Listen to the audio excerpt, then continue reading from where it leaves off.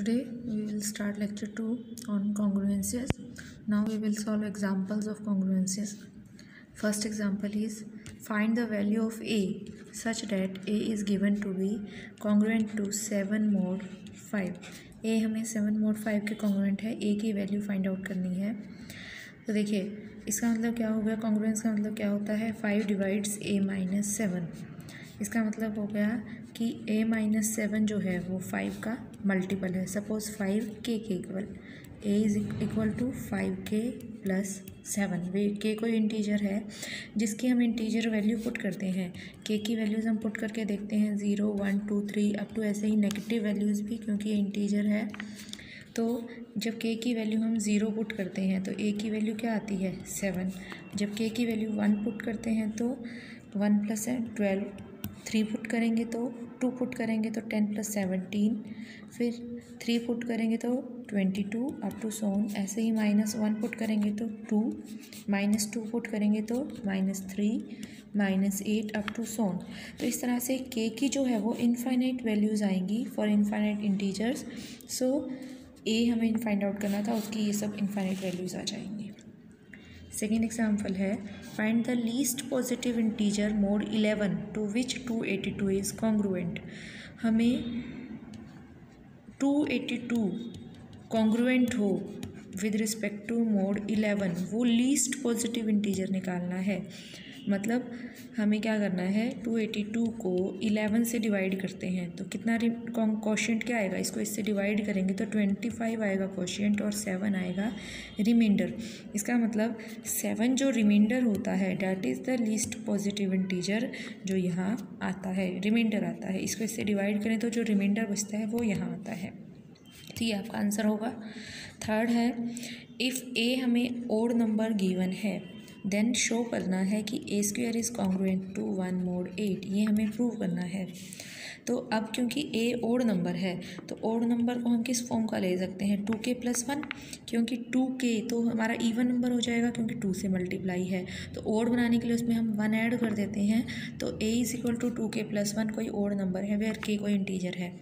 a square निकालते हैं, इसका स्क्वायर करेंगे 4k square plus 1 plus 4k। ये आ गया हमारे पास। इन दोनों में से फर्स्ट और लास्ट में से 4k कॉमन ले लें तो k प्लस 1 प्लस 1। अब ये देखिए ये जो है k इंटू के प्लस 1 दो कॉन्जिक्यूटिव मतलब लगातार इंटीजर्स आ गए ना, और प्रोडक्ट ऑफ 2 कॉन्जिक्यूटिव इंटीजर्स जो है वो हमेशा डिविजिबल होता है 2 फैक्टोरियल से। मान लीजिए 2 कॉन्जिक्यूटिव इंटीजर्स हम लेते हैं, मान लें 3 and 4, इन दोनों का प्रोडक्ट है 12, ये 2 से डिविजिबल है। सिमिलरली 6 और 7 दो कॉन्जिक्यूटिव इंटीजर्स का 42 आ गया that is divisible by 2 factorial. तो दो कॉन्जिक्यूटिव इंटीजर्स का प्रोडक्ट जो है वो हमेशा 2 से डिविजिबल होगा, मतलब वो मल्टीपल ऑफ 2 होगा। तो मान लेते हैं वो 2m के इक्वल है। तो ये वैल्यू क्या बन जाएगी 4 into 2m plus 1 8m plus 1। हमें क्या देखो a स्क्वायर जो है that is equal to 8m plus 1 आ गया। तो इसमें 1 को इधर ले आए, a square minus 1 is equal to 8m, that means 8 divides a square minus 1। इसका मतलब a square is congruent to 1 mod 8। ये हमें प्रूव करना था इसमें। Now we will move towards the next example. Important है, मैथमेटिकल इंडक्शन से solve करना है इस एग्जाम्पल को हमें। इसके लिए फर्स्ट हमारी स्टेटमेंट है फोर्थ एग्जाम्पल 3 की पावर 4n प्लस 2 प्लस 5 की पावर 2n प्लस 1। इसको प्रूव करना है 0 mod 14 के कॉन्ग्रुएंट। ऐसे एग्जाम्पल्स हम +1 में मैथमेटिकल इंडक्शन में भी करते थे। मान लेते हैं f ऑफ n जो है वो है 3 की पावर 4n प्लस 2 प्लस 5 की पावर 2n प्लस 1। अब देखिए क्योंकि हमें इसको 0 के कॉन्ग्रुएंट दिखाना है तो 14 डिवाइड्स दिस, ये दिखाना है this is divisible. f of n हम अगर इसको मान लें तो हमें शो करना है दिस इज़ डिविजिबल बाय 14, ये प्रूव करना है।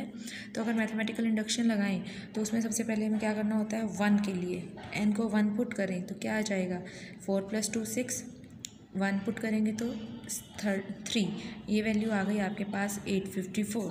ये 14 से डिविजिबल है, ट्रू हो गया। सेकंड में n के लिए हम रिज़ल्ट एज्यूम करते हैं कि f of n this is divisible by 14। अगर ये 14 से डिविजिबल है इसका मतलब मल्टीपल ऑफ 14 है। तो सपोज इसको हम 14k लिख लेते हैं, इस टर्म को राइट पे ले जाओ तो ये क्या बन जाएगा आपका 3 की power 4n plus 2 is equal to 14k minus 5 की पावर 2n प्लस 1। इसकी वैल्यू ये आगे आपको याद रखनी है। अब नेक्स्ट n की जगह हम रिप्लेस करते हैं n प्लस 1। तो क्या स्टेटमेंट बन जाएगी, 4n की जगह पुट कर दें n plus 1 plus 2, 5 2n plus 1 plus 1। ये आ गया हमारे पास statement f of n plus 1। अब देखिए f ऑफ n प्लस 1 ये आ गया, इसको हमें ब्रेक करना है।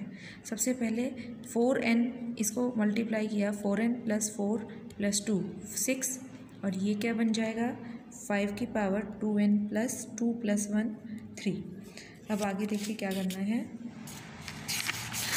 3 की पावर 4n प्लस 6 था जो, उसको हमें 3 की पावर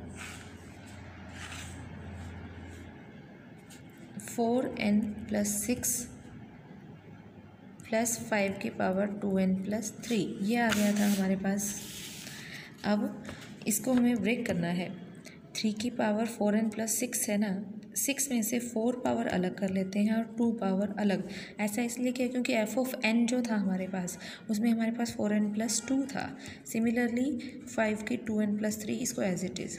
इसकी वैल्यू अभी ऊपर वाली इक्वेशन f ऑफ n हमारी क्या आई थी, 3 की power 4n plus 2 is equal to 14k minus 5 की पावर 2n प्लस 1। ये ऊपर वाली इक्वेशन आई थी क्योंकि इसमें 4n प्लस 2 है, तो यहाँ भी 4n प्लस 2 बनाया है ताकि इसकी जगह ये वैल्यू हम पुट कर सकें। तो ऊपर वाली वैल्यू इसमें पुट कर देते हैं, 14k माइनस 5 की पावर 2n प्लस 1 प्लस 5 की पावर 2n प्लस 3, 3 की power 4 into 14k minus this, इसको अलग कर लेते हैं 14k के साथ मल्टीप्लाई करके, इसको इससे मल्टीप्लाई करके हम अलग लिख देते हैं, प्लस 5 की पावर 2n प्लस 3। अब ये देखिए इन दोनों में कुछ कॉमन आ सकता है, ये तो हो गया 81 इंटू 14k। इन दोनों में 5 की पावर 2n प्लस 1 कॉमन आ जाएगा, this will be 81 minus common लिया तो माइनस बचेगा। 5 के 2n प्लस 3 है, 1 पावर कॉमन आ गई तो क्या बचेगी, 5 की पावर 2 बच जाएगा, डेट इज़ 25। इसके साथ भी 14 आ गया, 81 माइनस 25 कितना हो जाएगा, डेट इज़ 56। 56 में से भी 14 कॉमन आ सकता है और यहाँ से भी पूरी टर्म में से 14 कॉमन ले लें, माइनस 4 इंटू 5 की पावर 2n प्लस 1।